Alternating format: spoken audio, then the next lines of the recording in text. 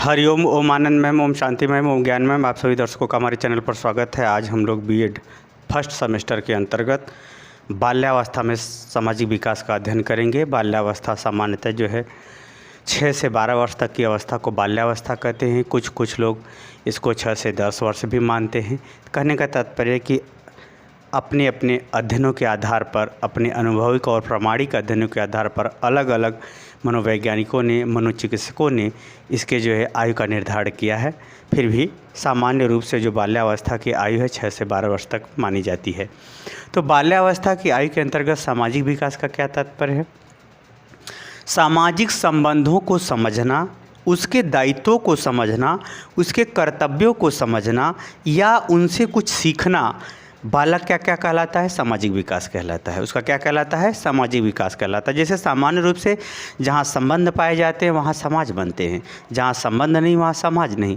वह संबंध चाहे आवश्यकता को लेकर के हो, चाहे किसी समस्या को लेकर के हो, चाहे वह जीवन से रक्षा से संबंधित हो, चाहे किसी घटना से संबंधित हो, अर्थात विभिन्न परिस्थितियों के कारण से जो संबंध बनते हैं उन संबंधों को जानना, पहचानना, उचित व्यवहार करना, उसके अपने आप को अनुकूलित करना भी एक प्रकार से सामाजिक विकास का ही रूप होता है।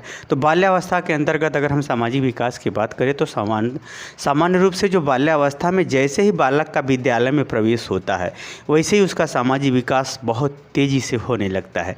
जैसे वह विद्यालय में जाता है, विद्यालय का अनुशासन है, नियम है, शिक्षक का महत्व है, मान सम्मान है, मित्र मंडली है, खेल कूद है, घूमना फिरना है, नियंत्रण करना, न्याय करना, आपस में एक दूसरे का सहयोग करना, एक दूसरे से मित्रता जोड़ना, मित्र मंडली के संग कोई कार्य करना या खेल खेलना इत्यादि अनेक गतिविधियां शुरू होती है, जिसके अंदर वह धीरे धीरे वह उचित अनुचित इत्यादि बातों का भी वह निर्धारण सीखने लगता है, समझने लगता है, व्यवहार करने लगता है और हर बातों को उसमें जिज्ञासा भी तेज़ी से होती है। तो वह घर में पूछना, शिक्षक से पूछना, शिक्षक को उस समय आदर्श, यानी बाल्यावस्था में शिक्षक को ही बालक ज़्यादा आदर्श मानता है। शिक्षक के अनुसार वह सारी क्रियाओं को करना चाहता है, पसंद करता है। इस अवस्था में जैसी उसकी रुचि होती है वैसी उसकी सीखने की प्रवृत्ति बनती है। जिस क्षेत्र में उसकी रुचि ज़्यादा होती है उसी क्षेत्र में वो ज़्यादा से ज़्यादा सीखता है। ज़्यादा से ज़्यादा बालकों से मिलना जुलना या उससे संबंधित लोगों से मिलना जुलना, उसके विषय में बातें करना, घूमना फिरना इत्यादि अनेक गतिविधियां हैं जिसके माध्यम से वह एक दूसरे के संपर्क में आता है, एक दूसरे के महत्व और आवश्यकता को समझता है, सहयोग को समझता है। इत्यादि गतिविधियां उस बालक की जो है बाल्यावस्था में सामाजिक विकास का आधार बन जाती हैं, सामाजिक विकास का रूप बन जाती है। आइए कुछ मनोवैज्ञानिकों के अनुसार इस सामाजिक विकास को, यानी बाल्यावस्था के सामाजिक विकास को हम लोग डिटेल में अध्ययन करते हैं। तो अगर हम बाल्यावस्था की बात करें तो क्रो एंड क्रो और एलिस क्रो, इन तीनों लोगों का जो अध्ययन है उनके आधार पर अगर हम सामान्य रूप से देखें तो क्रो एंड क्रो जो है बाल्यावस्था की आयु को जो है 6 से 10 वर्ष तक ही मानते हैं। इन्होंने अपने और अध्ययनों के आधार पर, एलिस क्रो भी अपने अनुभविक अध्ययनों के आधार पर, अपने प्रयोगों के आधार पर इन लोगों ने जो बताया है कि बालक जैसे ही विद्यालय में जाता है, जैसे ही उसका विद्यालय में प्रवेश होता है वहाँ टोली बनना, यानी उसकी मित्र मंडली बनना शुरू हो जाती है और उस टोली के संग संग बालक पड़ोस में भी वह टोली बनाता है, पड़ोस से भी सीखता है, विद्यालय में भी सीखता है, विद्यालय में भी अनुशासन, प्रार्थना, पढ़ाई लिखाई इत्यादि बातों को भी सीखता है।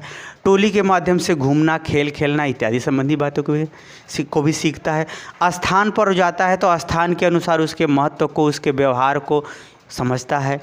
वह अन्य लोगों के साथ में ही रहता है, इसलिए यहाँ पर विद्यालय में और पड़ोस में छोटे छोटे बच्चे मिल जाते हैं। स्थान पर व्यक्ति और माता पिता इत्यादि कई लोग माध्यम बनते हैं, जिसके आधार पर वह क्या करता है, धीरे धीरे सामाजिक व्यवहार को, यानी देश काल वातावरण के अनुसार उचित व्यवहार को सीखता जाता है। आगे है इसी बाल्यावस्था में, यानी 6 से 10 वर्ष की आयु में वह अवांछित और अवांछित, क्या सही है क्या गलत है, ऐसे करेंगे तो ज़्यादा अच्छा है, ऐसे करेंगे तो खराब है, यानी वांछित और अवांछित, उचित और अनुचित का भी वह निर्धारण, यानी व्यवहार के माध्यम से, बोली के माध्यम से वह धीरे धीरे सीखने लगता है, ज्ञान के माध्यम से सीखने लगता है।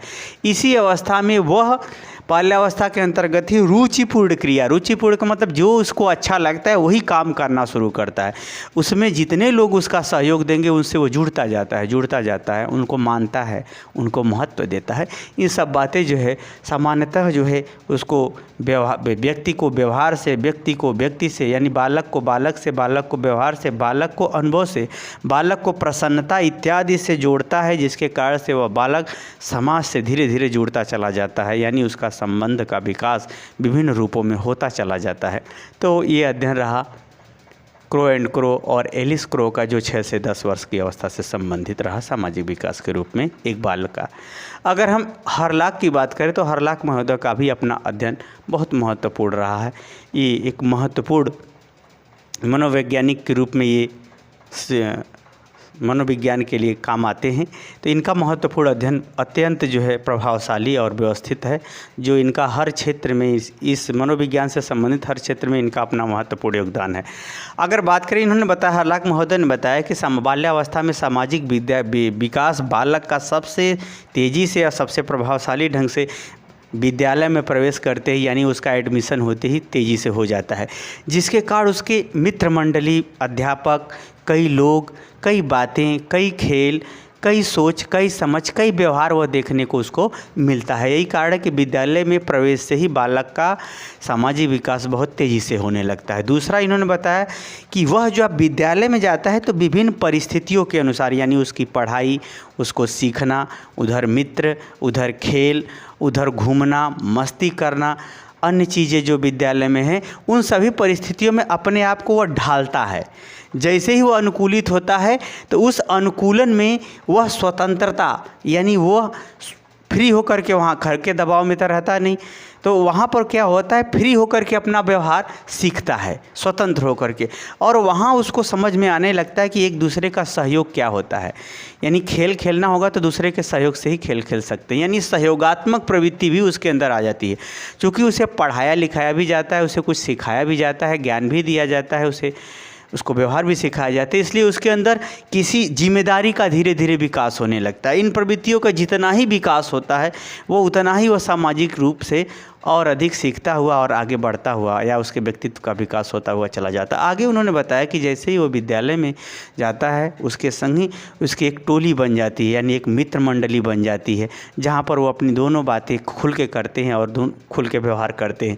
उनकी रुचि उसके अंदर विशेष हो जाती है, जिसके कारण से वह अनुशासन, विद्यालय का तो अनुशासन होता ही है, खेल का भी अनुशासन होता है, मित्रता का भी अनुशासन होता है कि हम मिलेंगे तो हम मिलेंगे, ये काम करना है तो करना, यानी एक प्रकार से अनुशासन का उसके अंदर प्रभाव होने लगता है। किसी बात को मानना, किसी नियंत्रण, अपने आप के नियंत्रण की प्रवृत्ति उसके अंदर बढ़ने लगती है, और उचित अनुचित, क्या सही क्या गलत है, ये सब भी बातें उसे समझ में आने लगती है। हालांकि वो अध्यापक को देख करके ही, अध्यापक के द्वारा बताई हुई बातों के अनुसार वो ज़्यादा जो है उचित अनुचित का निर्धारण उनके अनुसार करता है। उसी तरह से घर में भी, विद्यालय में भी और परिवार में भी एक प्रकार से वह उचित अनुचित, क्या सही क्या गलत है, इस बातों का विभाजन करते हुए वह सीखता चला जाता है। और इसी अवस्था में आदर्श का निर्धारण का मतलब कौन सबसे अच्छे टीचर हैं वो अपना बताना शुरू करेगा। उसी तरह से कौन अच्छा सबसे व्यवहार है, किसकी राइटिंग बहुत अच्छी है, यानी एक प्रकार से हर व्यवहार में वो उत्तम रूप को भी धीरे धीरे समझना शुरू कर देता है।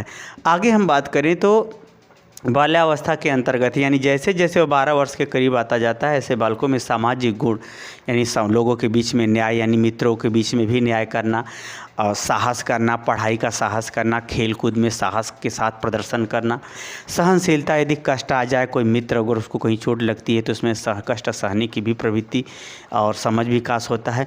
और नेतृत्व, यानी नेतागिरी, यानी अपने मित्रों में हेड बनना, नेतागिरी वाला मतलब एक प्रकार से नेतृत्व करना, खेल का नेतृत्व करना, या अच्छे खासा पढ़ने में है तो अपने आप का जो पढ़ाई के मॉनिटरिंग करना, या पढ़ाई के अंतर्गत अपने आप को तेज समझना, एक प्रकार का नेतृत्व करना। कोई पूछे तो बिना पूछे भी उसे वह इस भाव से बताना चाहता है कि हम इससे अच्छा जानते हैं, यानी पढ़ाई में, व्यवहार में, खेल में, ये सब नेतृत्व की प्रवृत्ति भी देखने को मिलती है। इसमें नियंत्रण का तात्पर्य है इस अवस्था में अगर उसे कोई कार्य के लिए मना किया जाए या कोई दुख हो तो उसे अपने आप को रोकना, या कष्ट को सह लेना, यानी नियंत्रण की बात भी उसके अंदर धीरे धीरे विकास होने लगती है।